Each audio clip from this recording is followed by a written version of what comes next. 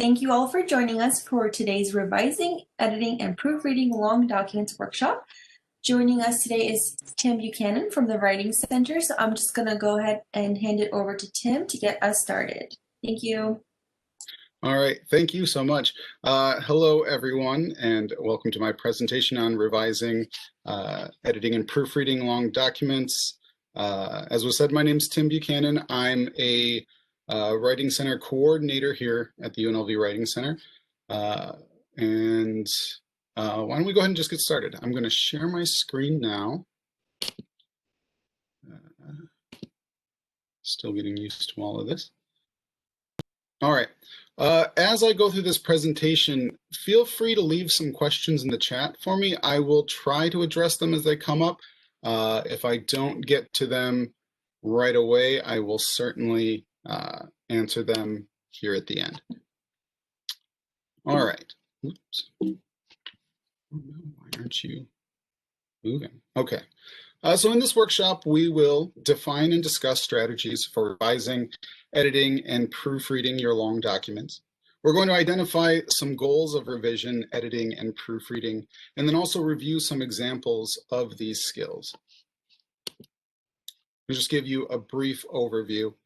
Revising, editing, and proofreading are considerations we make generally after the principal writing is done. So once you've completed a writing project. However, revising and editing are recursive processes, which means that we do them over and over again. We return to them as we go. And most of you will likely do both as you write. The exception here being proofreading, which is the final step of any writing process. So we ask that you save that for the end of your writing. Now, what's the difference between revising, editing, and proofreading? Revising considers the entire paper, the writing project in its entirety, and it is typically concerned with the content of information being expressed in your writing. Editing considers things on a sentence level and is mostly concerned with clarity of the delivery of that information. Proofreading considers the presentation of the overall product, in certain terms, how it looks, how professional and academic, how it coheres to expectations of genre and things, and is most concerned with those little details, the minutiae of operations. So we'll begin by talking about revising. Revising focuses on the overall purpose of the document, how it's organized, its structure, how ideas flow from one to the next, with special attention paid to things like the introduction and the conclusion, and how the order of paragraphs helps move us from beginning to end. It also focuses largely on the thesis statement, which is that major claim that you are making and then supporting throughout the duration of a paper. It looks closely at topic sentences, which help inform what each paragraph is doing. It looks broadly at key ideas and definitions and the connections between those ideas, as well as your use of evidence. Now, revising may involve adding information, moving paragraphs or sentences around so that they make better sense, removing portions that aren't quite supporting your purposes, elaborating on ideas that you've presented, and in some cases, narrowing your focus when you might have gone a little too broad. Some revising goals for the introduction. Make sure that your introduction offers a useful background or context for your reader on the subject that you're about to explain. Somewhere in this introduction, you should indicate your paper's purpose and create a sort of roadmap for your reader, letting your reader know what is going to be involved in the paper they're about to read, and in general, the marks or the concepts that you're going to explore therein. Body paragraphs should build from clear, straightforward topic sentences, and these should occur somewhere around the first sentence of each paragraph. This tells the reader what the paragraph is in general going to address. Now, as you're working on these body paragraphs, check for your transitions between individual paragraphs. The last sentence of a paragraph should generally lead into the first sentence of the next, but we're going to talk about transitions a little more specifically later on. Each body paragraph should also relate meaningful to your purpose and thesis statement. These things should all connect in a logical way so that your reader knows where you're going, what you're doing, and gets the full scope of the idea that you are trying to present. And lastly, your conclusion should in some way look to the future. Beyond this paper, what are you asking from your reader having just read this thing that you've presented? Are you making some call to action, asking the reader to do a specific thing, or are you merely inviting them to think further about the topics that you've expressed or to study the issues more closely? Now, some questions that you can ask yourself in revising. How well does this paper convey my overall purpose? Is it doing what you set out to do? Do I provide enough context for my audience? Does the introduction establish a problem or knowledge gap? And am I missing any necessary definitions? Does my thesis make a strong, clear claim? Does it have direction? Does it tell the reader where you're going to go? Does it make some kind of statement about this broader problem or knowledge gap? And then, does each section help support that thesis? Does each contribute to the purpose of your paper, what you're trying to do? Or do you need to elaborate on any of those ideas so that you are fulfilling that purpose? Can a reader easily follow my organization? Am I following the structure that I provided by creating that roadmap in my introduction? You can use your introduction in some ways as a kind of checklist as you go through your longer document to see if you've hit all the marks that you set for yourself. Does the last sentence of each body paragraph lead into the following topic sentence? And this kind of gets at, when we're looking at longer documents, we are really examining both the whole and the product paragraph by paragraph to make sure each thing fits in its way and provides that logical transition from one idea to the next. Am I developing my ideas thoroughly? Is there anything in there that you wanted to say that you didn't get in, that you felt like you had to cut? Or are your ideas full enough? Is there more information, anything missing that needs to be filled in?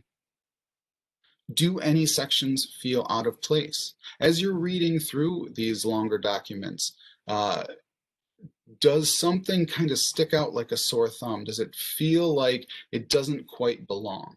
If that's the case, maybe it would work better earlier or later in the paper, or it might need to be removed entirely. And then lastly, of course, does my conclusion look to the future? Does it ask the reader to consider beyond having read the paper? Some strategies for revising include reading out loud. Now, if you've ever visited the Writing Center or plan to visit the Writing Center in the future, which I hope you do, this is something that we cannot stress enough. The value of reading out loud, both section by section and the paper as a whole, is invaluable. Our eyes will skip over tiny little mistakes or gaps in things because we have that paper in our head. We know what we wanted to say, and so our brains will be tricky and they'll fill in those gaps that we may have left. Reading aloud kind of cuts out that unconscious process and forces us to see only what's on the page. And thereby you are able to catch these little errors or these tiny gaps much more easily. Try reading only the topic sentences of your paper. This will tell you if the paper is skim-friendly, enough to give your reader the gist. And if these topic sentences do seem to connect and you get the idea of the paper just by reading those, then you know that you have created a strong logical structure. If you find that you get confused or lost in that process, then that tells you that you might have some problem paragraphs or problem topic sentences that need a little bit more attention. Oh, I will always suggest that you get help from a second pair of eyes. You can read this paper until your eyes fall out, but you won't catch everything. Having a friend or colleague, or even specifically us at the Writing Center, look over your paper, reading it to you or having it read to us and telling you what we see will give you a second perspective, and that perspective is so invaluable to knowing what gaps exist, what needs to be filled in. You can ask your consultant, your friend, or your colleague, do the key ideas make sense? And from us, you will get that honest feedback to tell you what places may need a little bit more elaboration. It's always a good idea to save whatever you remove from your paper in the process of revising or editing to a separate file. I have so many documents that are just bits that I've removed from papers, or I'm a fiction writer, so from stories, whole pages and paragraphs. But I keep these things because they can be referred back to later. That way nothing is ever lost forever. You can always bring something back if you later find that it fits when at first you didn't think it did. Now, this might sound strange, but some people have a lot of success with taking their whole paper and physically cutting it apart, cutting paragraphs out and rearranging them on a surface, kind of like a puzzle, to see how things might fit differently or to help visualize and physically move things around. This is specifically great for tactile learners who really need to get out of their brain space and into a physical space. Okay, on to editing. Editing focuses on the precision of each word and sentence in a piece of writing. It focuses on the clarity of ideas, sentence structure and variety, paragraph structure and variety, meaning the different ways and lengths of sentences and paragraphs in a given work. It also focuses on attribution, giving right credit to our sources, the people that we've gotten our information from. Also using borrowed information responsibly. In this case, paraphrasing is always better than direct quotation. It focuses on the uses of headings, style, tone, and inclusivity in our writing. Now, this process may involve choosing more specific words, reorganizing phrases so that they make more sense or so they fit the tone of your writing more strongly. Reducing repetition, both of phrases and constructions. Limiting jargon, we'll talk about that a bit more specifically as we go. And changing direct quotations to paraphrases and summaries. Some goals while you're editing. Break up lengthy sentences and paragraphs. When you're looking at paragraphs, think of them as large meals that a reader has to eat.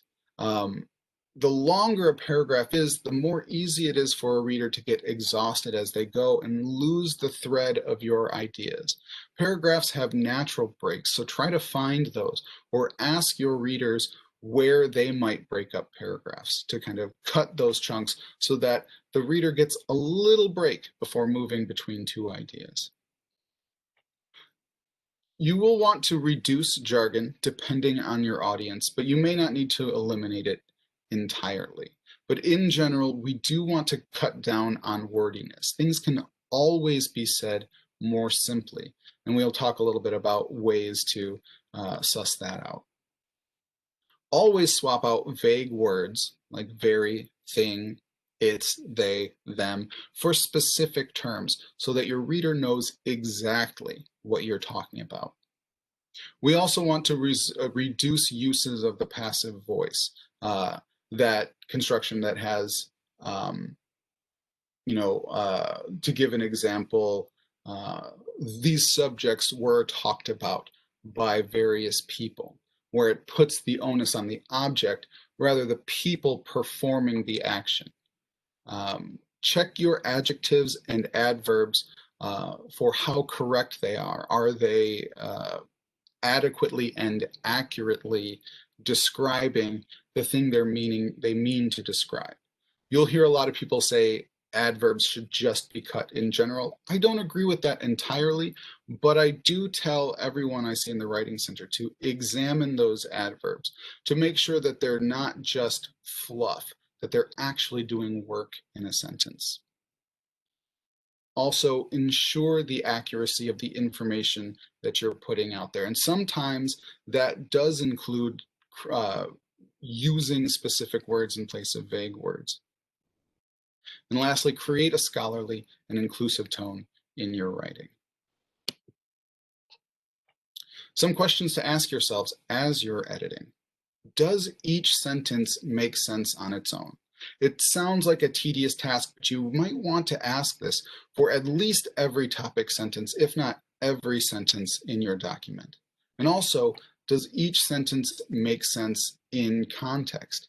Even though a sentence may seem perfectly grammatically correct, make absolute sense as its own object, it might not fit the context that you've placed it in, which may mean that it needs to be moved or removed. Are my word choices specific enough? Are there vagaries in the writing that need to be cleared up so that the reader understands exactly what you're talking about? And are my sentences concise? I think we're all familiar with padding our sentences to make things, to stretch things out, to hit that page limit. And this is generally advised, not necessarily because it's tricky, that it's a way to game the system, but because when you begin to pad sentences, you start using words that are uncharacteristic to your way of writing, to your language style. And things start to make less and less sense, and you start to lose the point. It's always better to be short and to the point than large and flowery and artful in academic writing. Do I use summary and paraphrase more often than direct quotations? Look back at all of your sources throughout the paper and see, am I summarizing and paraphrasing, or am I just pulling directly from the source? When you can, write the paraphrase, rewrite that idea in your own words. Direct quotations should only be used in those cases where only the original author's words will do. And do I credit my sources? This is so important, just on the sense that we want to give credit to the people, the sources that gave us the information that we are using. This increases our credibility in writing and presenting information. And also, it's just a good thing to do, right? It also has the side benefit of protecting you from allegations of plagiarism, which is always a nice thing. You don't want that accusation hanging over your head unduly. And then lastly, is my tone respectful and inclusive? Have I made sure that every reader here is welcomed in and considered in the writing? Some strategies for editing include, once again, read out loud. Please, always read your work out loud. Make a checklist of your concerns. You probably already have an idea of the things that you don't feel the most confident about. And make this checklist concerning both the assignment guidelines and writing, elements of writing that you don't feel perfectly comfortable with. Make one pass through your paper for each one of these concerns and look for the patterns of errors that you find. What is your vice? What is the thing that you keep getting wrong, or keep just sort of you keep sort of like not quite getting right? And check for inconsistencies, like your use of parallel structure. Are you phrasing something, are you phrasing a concept in one way and then phrasing it in a completely different way later on? The consistency will help your reader understand and follow your points more easily the more you promote it. Cut the non-essentials. If it sounds nice but doesn't add value, doesn't quite contribute to your purpose, take it out, put it in that separate document and save it for later. Maybe you'll find a place to use that nice sounding gem in another paper or a later part of this paper. Always keep your audience in mind. Returning to the idea of the rhetorical situation, know who you're writing to. Try to step into their shoes and understand what their needs are in reading this paper. I like to tell my students that the beginning phase of writing, that principal phase before we start editing and revising, that's the writer-based phase. That's when you are writing just for yourself, the things that you want to communicate, the ideas in your head. Now that we're in the revising and editing portion, this is reader-based or audience-based writing, where we have to be thinking about who is reading and what they need from us. Again, get help. Get a second pair of eyes, a friend or colleague, us at the Writing Center, and ask them if your language is clear and easy for them to read. Have them point out to you the places where they struggle. Again, reading out loud, you will hear phrases or words that don't quite land right. All of these things are going to be useful in sussing out those difficulties and those things that need special attention. So for sentence structure, STEM papers prioritize short, declarative sentences that present information. They prefer the active voice to be used and clear attribution of sources of information, as well as strictly consistent uses of language and form. Any of you who have ever worked with APA style documents probably know what I'm talking about in that consistency of form. Humanities papers offer a blend of declarative and interrogative sentence structures.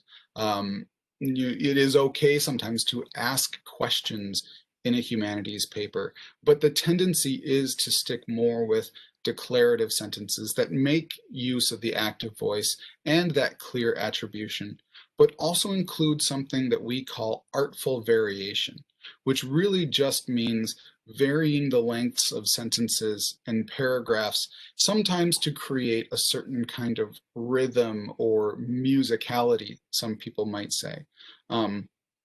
I like to say that artful variation keeps people from being too bored in a reading, and that may be uncharitable, and it's mostly a joke, but humanities papers will look for something that is a little less static or staccato, something that moves. Think of hills and valleys rather than short dashes. The paragraph structures for STEM and humanity papers are generally the same.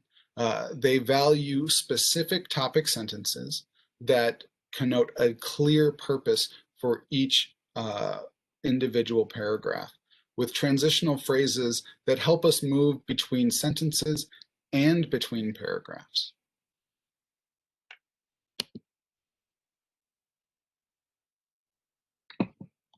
Now, one thing I kind of wanted to demystify transitions a little bit here, because it's easy to sort of overemphasize the use of transitional phrases like although, however, and other phrases that help move us between ideas. But be careful not to overuse these phrases.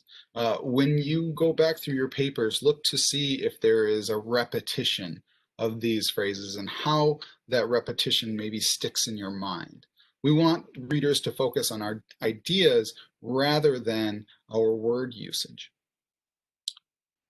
Ideas that follow logically may transition naturally, but you always want to double check with yourself and a second reader. Ask the question, does this idea flow logically into the next? Transitional phrases exist to aid the move from one idea to another. But the larger the logical leap you make between two ideas, the more necessary the transitional phrase will be.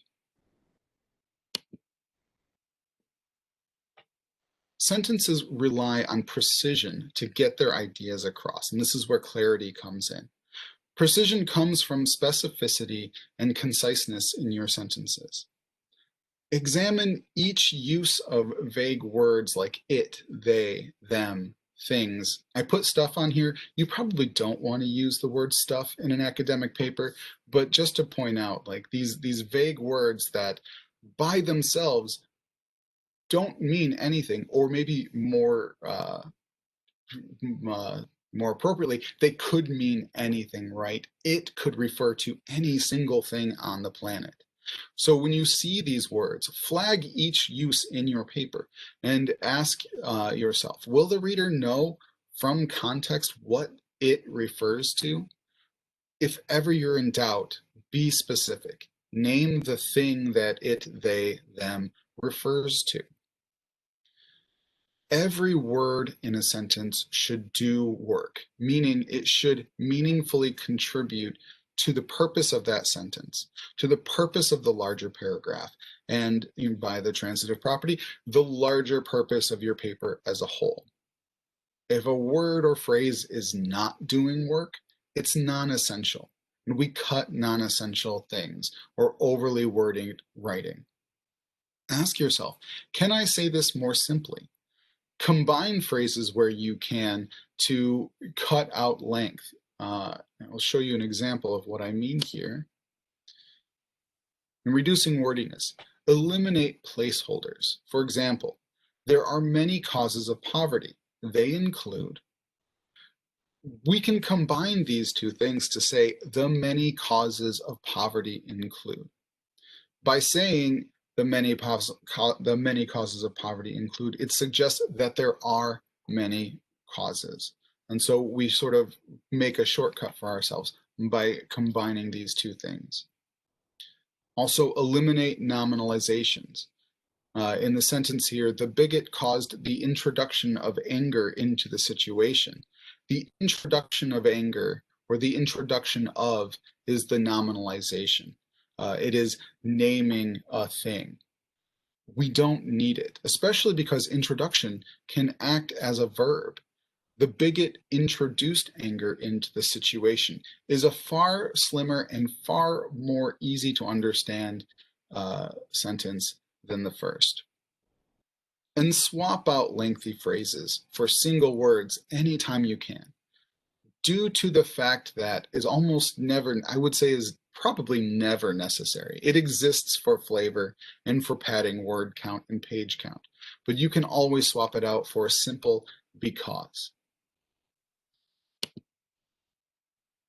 I talked about jargon a little bit, which refers to industry or discipline-specific terms and language. I feel like jargon's gotten sort of a bad reputation as something that just needs to be cut anytime you see it.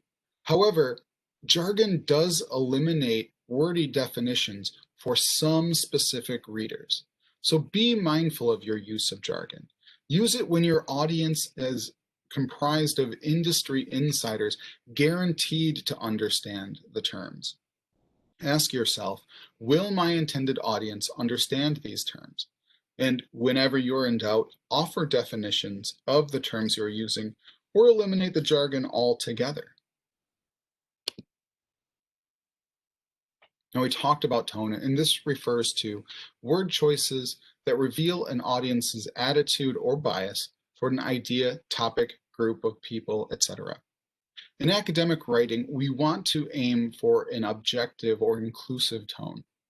Opponents of this measure are crazy. Now, crazy is probably a word that you shouldn't use in academic writing generally, so there's your first flag to say, maybe this sentence needs some editing. A better way to phrase this would be, those who oppose this measure may not be considering all the relevant information. So in this case, we take that word that we flagged, crazy, and ask ourselves, what does this word actually mean? what am I trying to say by using this emotionally charged word that is also sort of denigrating this group of people? And we come to this greater, larger meaning, which also adds more words, which if we're looking to pad our word count is kind of nice. Now, style refers to word choices that indicate the text's level of formality. In academic writing, we generally aim for a professional style, which means avoiding slang or casual language like the word crazy and unnecessary shorthand. An example here, the kids weren't careful and didn't base their analysis on the data that the prof told them to use. Now we have several words here that are kind of shorthand or slang or just simply too casual. A better way to say this sentence is, the students were careless and did not base their analysis on the data their professor instructed them to use.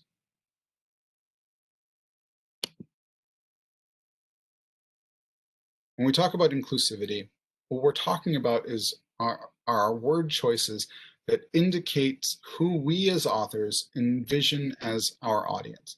And we should strive to envision every kind of reader as our audience, within the limits of who would actually be interested or need the information that we're presenting. In academic writing, we seek to eliminate uses of the so-called gender-neutral he. And what we mean by that is when he is assumed to be the automatic gender of our reader, and assumptions of white as that default race. For an example, every student should bring his book. It assumes that all of the students are male. Better ways to write this sentence would be, all students should bring their books, or every student should bring their book. We can use the gender neutral they or their in some cases. You may want to check with your professor if they will accept that, but it's becoming broadly more and more accepted in academic writing. Another example of the assumption of white as a default race, 12 children and a black woman were present. Singling out this black woman assumes that the 12 children here were white, right? A better way to write this sentence would be 12 boys or 12 children, because we can't necessarily assume their gender, and a woman were present.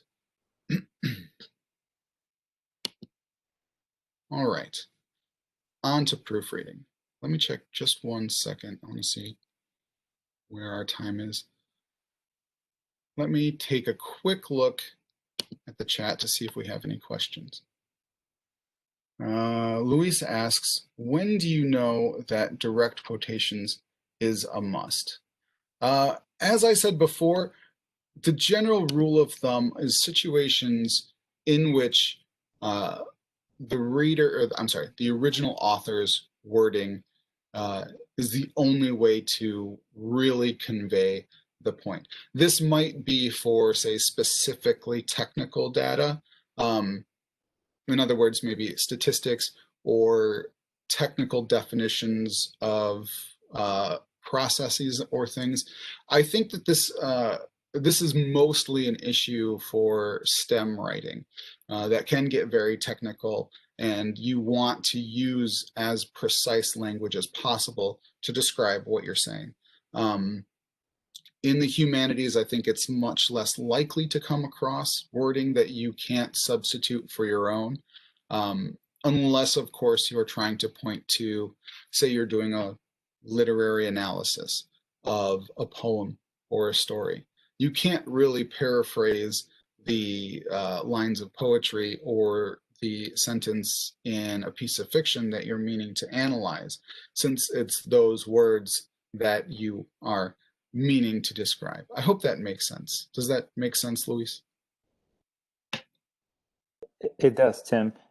And just to follow up, I going back to what I have written so far for my dissertation, I noticed that in my methodological, I have used direct quotations, and I was thinking that maybe I overused it, but also because I'm describing the theory, so I don't know if that would be, um, something that I would need to change or maybe revise.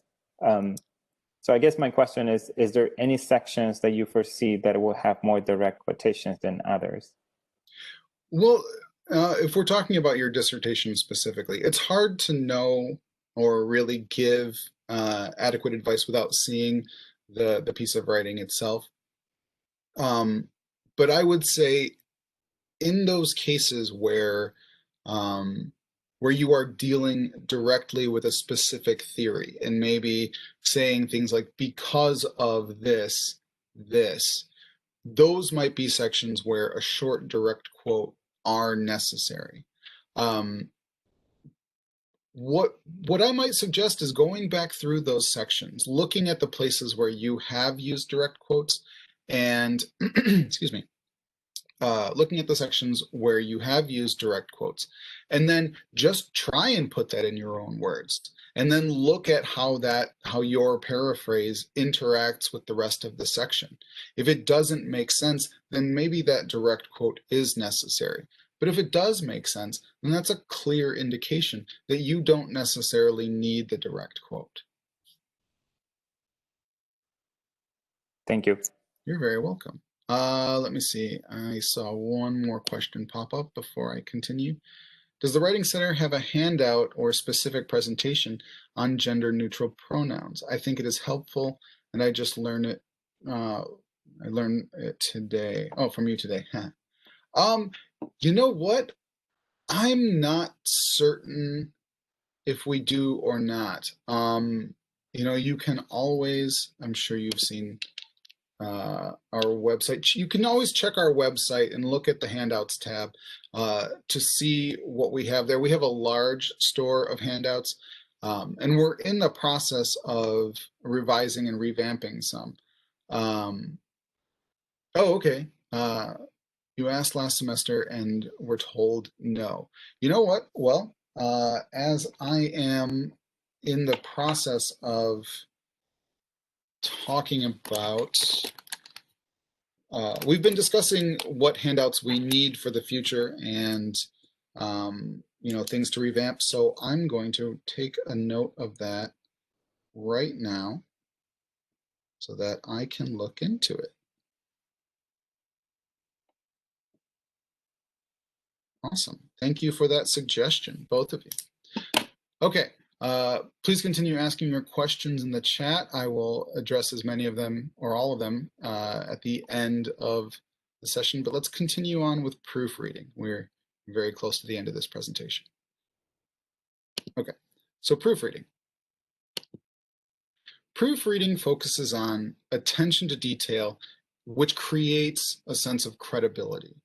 It focuses specifically on grammar errors and misspelling, formatting issues, bibliographic entries, punctuation, consistency in things like bullet points, captions, headings, etc., the formatting of quotes, the accuracy of attributions, captions again, I don't know why that's in there twice. MLA, APA, CMS, AP specific headings and citations and things like that.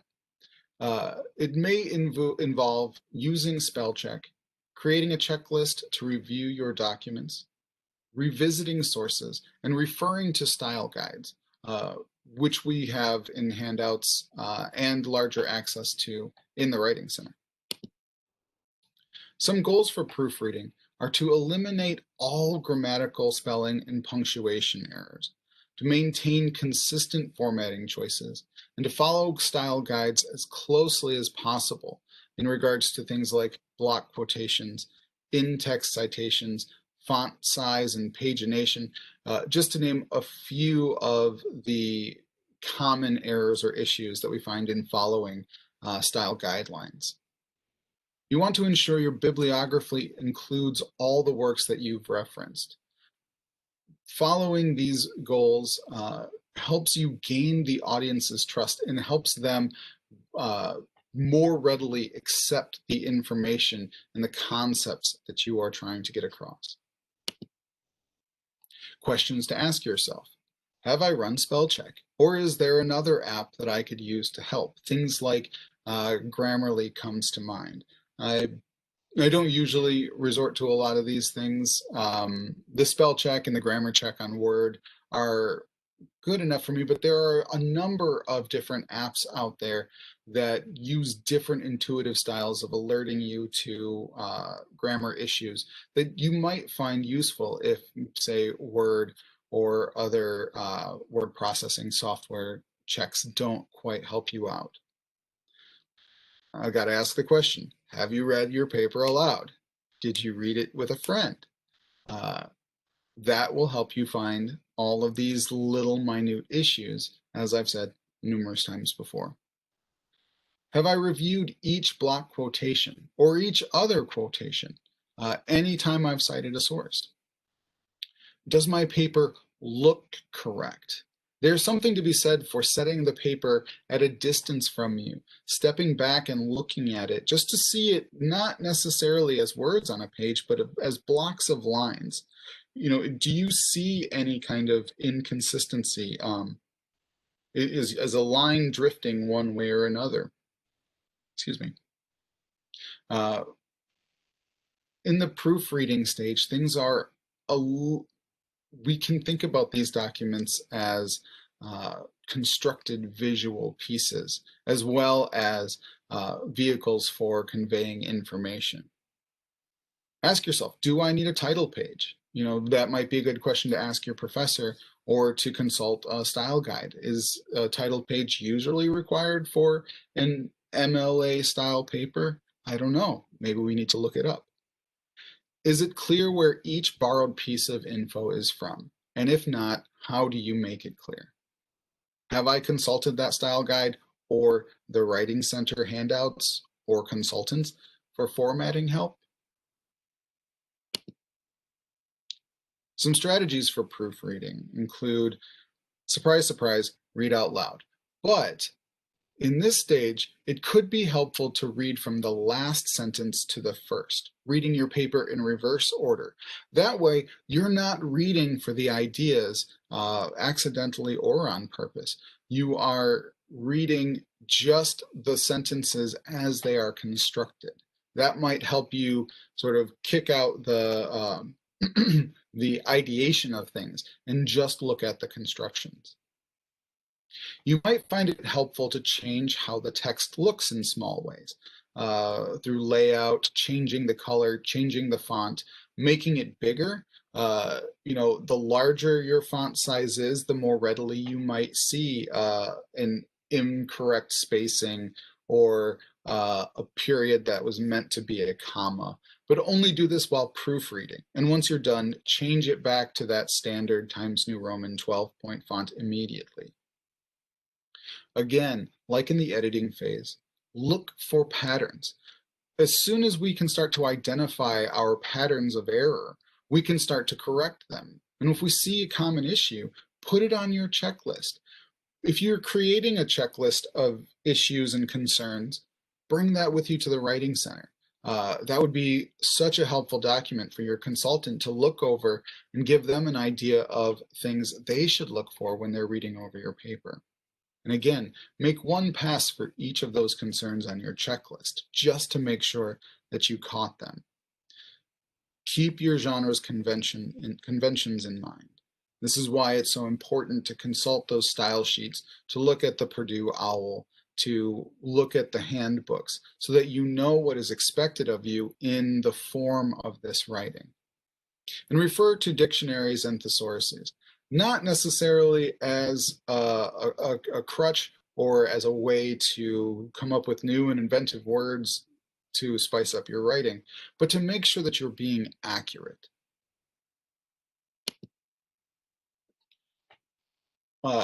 Tracking your work in various ways is very important. You want to save your work frequently and in multiple places. I can't tell you how many times I have had a Word document crash because right in the middle of writing, and I hadn't saved in so long that I lost like half a paper. Well, it's happened exactly twice, but it was very traumatic in my graduate school career.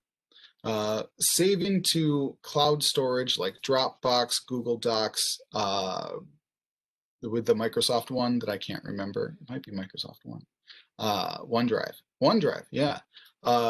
Saving to thumb drives or other physical storage devices will help you keep these documents in case of some catastrophic loss. Date each draft and version of your revisions and keep your old work. Don't just keep saving over your rough draft.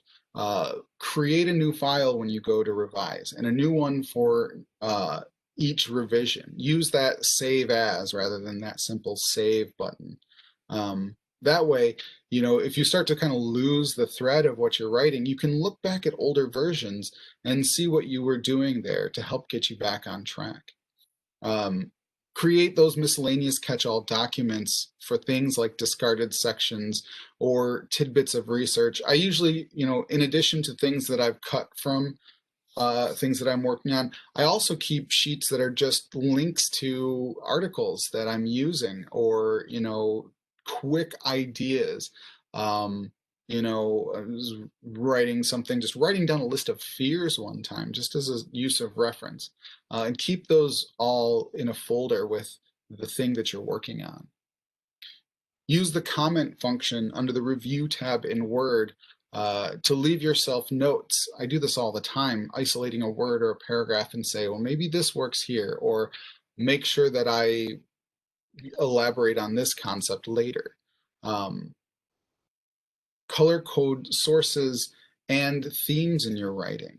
You know, when you're working on multiple ideas or concepts throughout a long document, it's helpful to code them in a way that each one sort of that each one is sort of gathered within a certain color. Let's say you're writing a paper that deals with 3 core concepts, and you want to keep them all sort of separate, but you want to know where they are. You know, that first concept can be coded red, the second one blue, the third one green.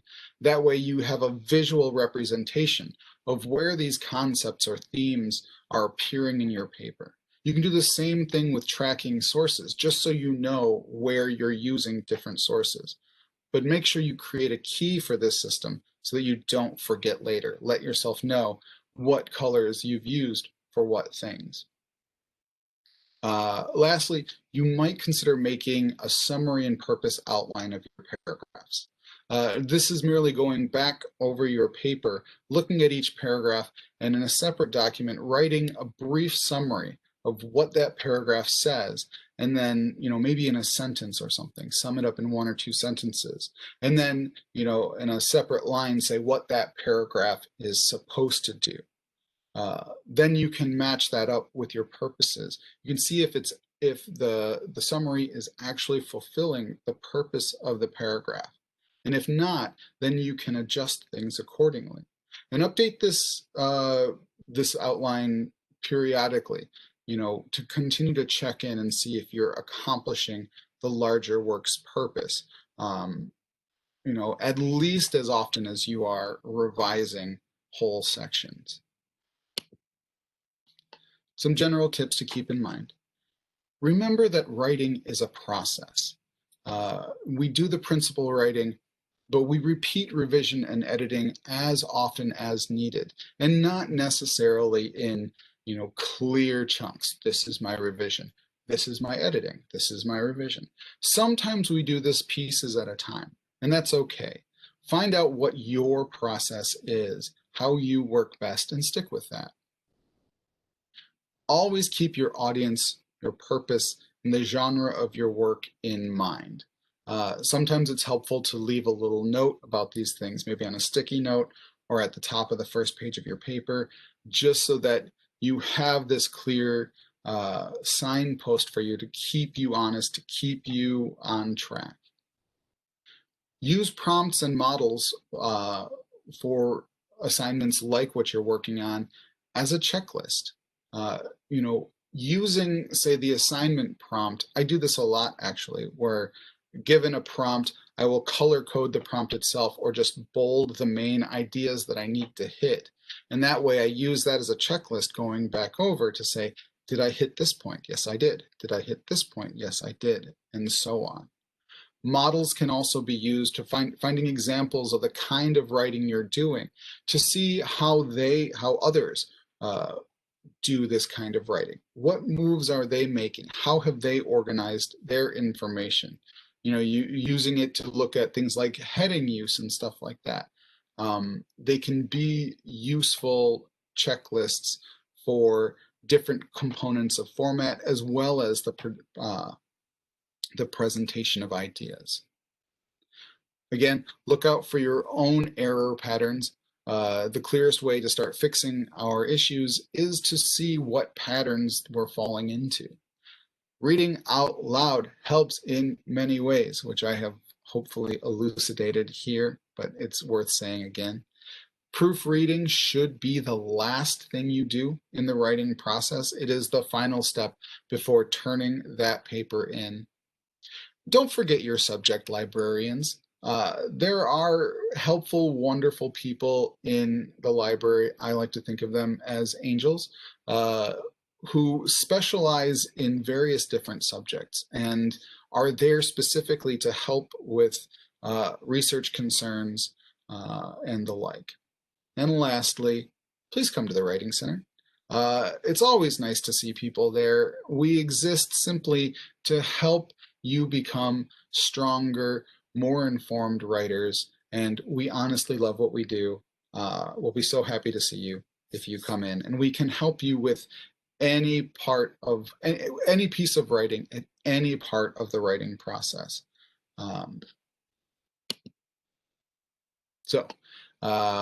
You can also email us with your questions at writingcenter@unlv.edu.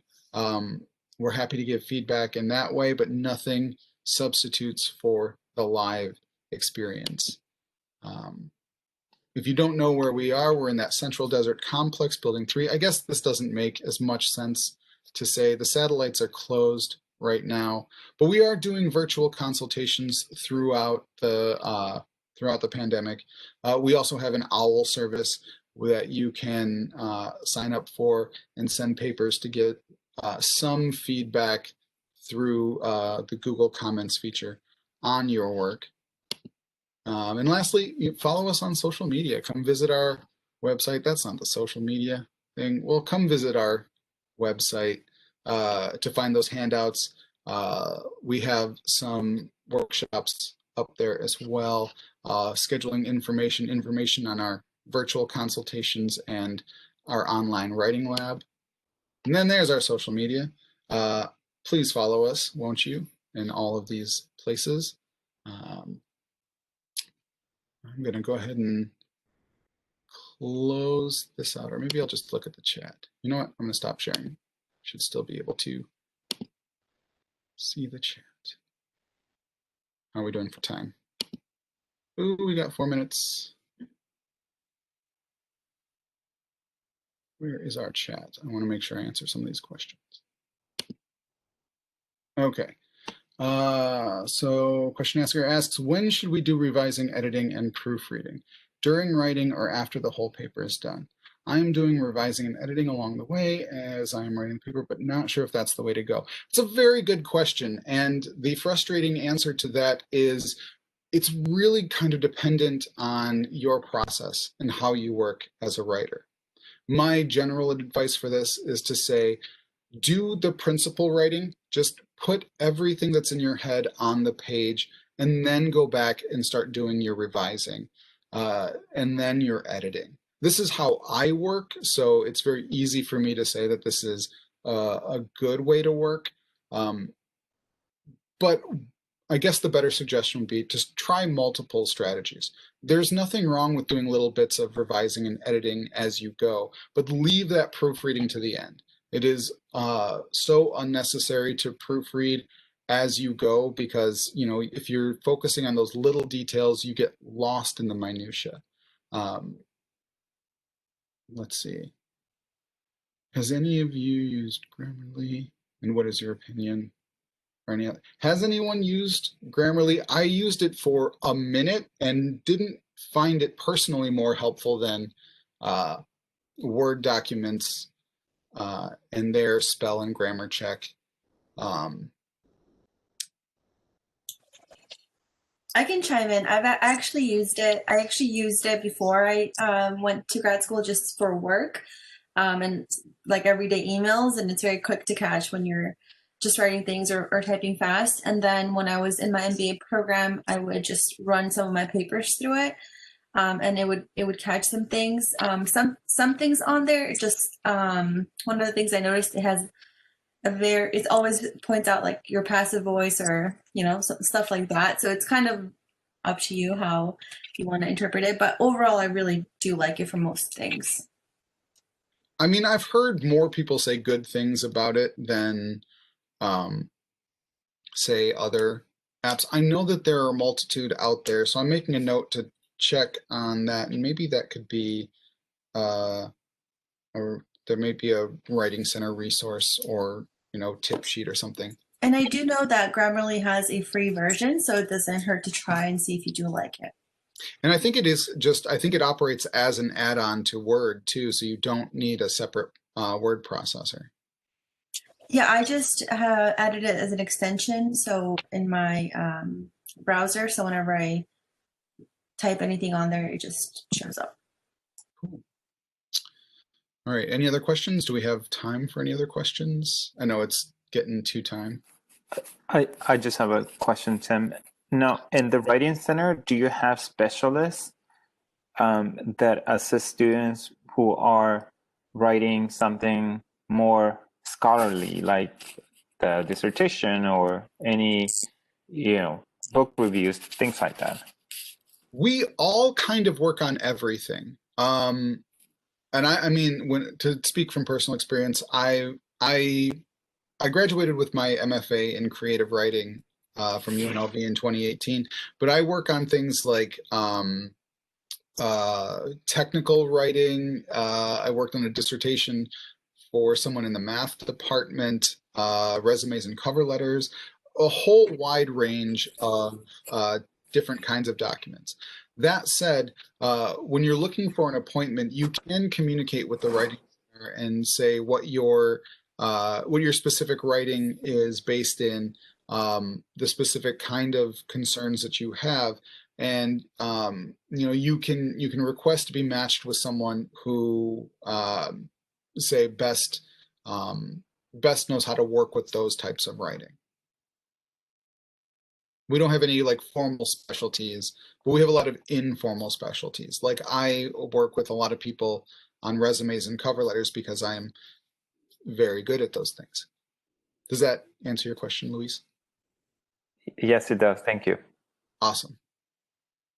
Okay, I think that's probably time, isn't it? Yes, thank you so much, Tim. We really appreciate you sharing your time with us today. You're very welcome. This was super fun, everyone. Thank you for being here. And thank you for those of you who asked questions. I love it when people ask questions. Oh, what was that little hand clap? I love that. All right, I'm just going to